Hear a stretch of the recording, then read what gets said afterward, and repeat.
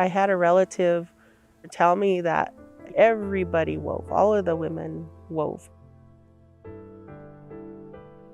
Most people have somebody in their family that would make their cradle board for them. Our lives begin in a basket. We have winnowing baskets, we have burden baskets for collecting pine nuts. So it's a part of who we are as people, a part of our culture.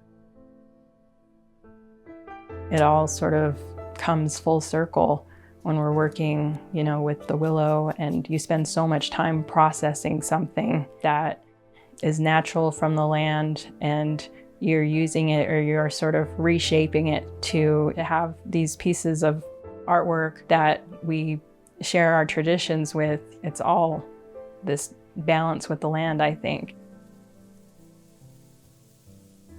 I try to pick it up again just to maintain my connection back to our past and try to weave our way into the future.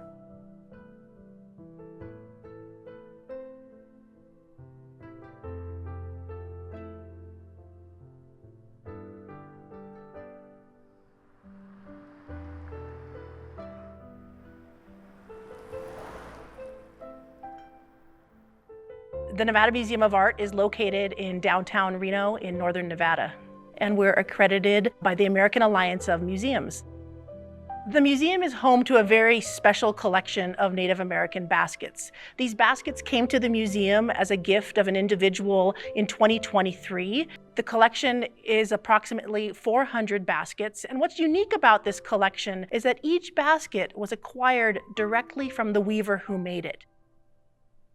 I think the difference with this project with respect to it being a curated show around basketry and basket making and Great Basin tribes that do basket making is extremely important. And I think this is a great opportunity for baskets that were maybe in a private collection to come into more of a public setting so that these community members can see them. Maybe they recognize their family's work. And I really appreciate the Nevada Museum of Art.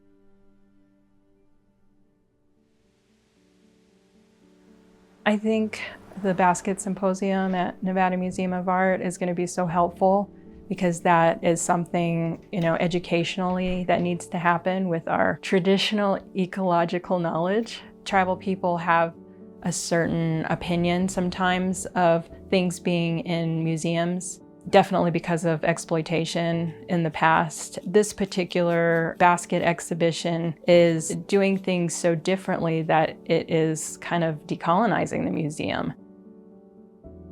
By having Indigenous people involved in the curation of these basket exhibitions, people visiting from all over the state, all over the country, all over the world to come and see our unique culture and what we have to offer. People always ask, well, how long does it take to make a basket? Well, it could take you a whole year if you're starting from scratch, because you're using last year's willow because you want it to cure. And then it takes a long time to make your thread. Each thread has to be uniform, and they all need to be the same size. So it's a long process.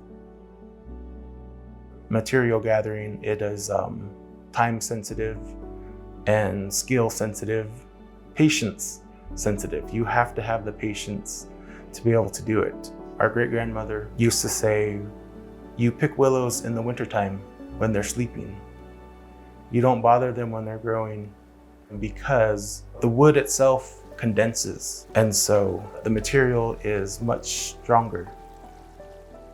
And you never overpick. You're only going to pick what you're going to work with, because that plant's given its life. We're always taught, you ask and you let that plant know what you're going to use it for, and you be true with your words.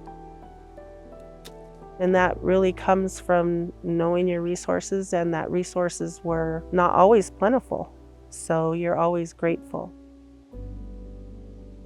There's a lot of overlap, I think, with plants, the environment, and culture. These two things seem to go hand in hand with Indigenous people. The relationship to the environment, it's directly tied to who we are, to our culture, and maintaining and protecting that environment, protecting these basket-making resources. The challenges that the basket weavers are facing is mainly environmental. We used to be the caretakers of the land, and we used to have these natural ways of clearing the area. It makes it so that our gathering places, they're ready to go each year every time you want to set up and do your gathering in certain places. You also have to look at the pollution. We're dealing with a lot of pesticides and things that they're putting on the roads. And it's important to take a look at that because we're putting that in our mouth.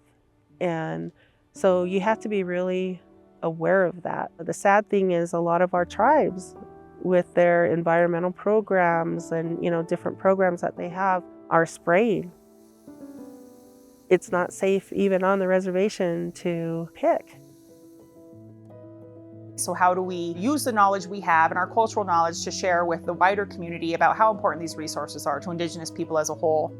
Using this platform to educate others about cultural plants, the need to protect cultural plants and cultural sites for Indigenous communities so they have these continued access to resources. This museum show set up in a way that really makes that connection between plants and baskets and people is super important, so you get that real holistic view about how you basically can't have one without the other.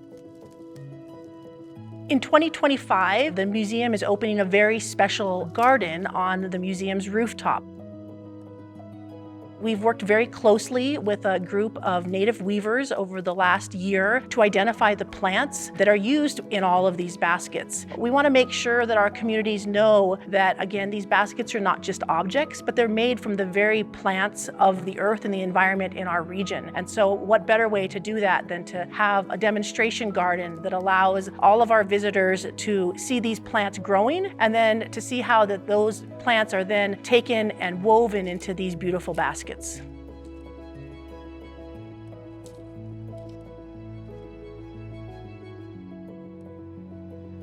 I like to go and just feel the willows as they swish around in the wind, being out there amongst the willows, being amongst them, it always feels like family. I think baskets are living things. They're our relatives because of all of the work that we put into them and all of the plants that surround us in our area that we've lived in for millennia. The old people used to say, if you don't go out and you don't appreciate that plant's going to go away. It's no different than children. They need that touch and that attention and those songs and those prayers.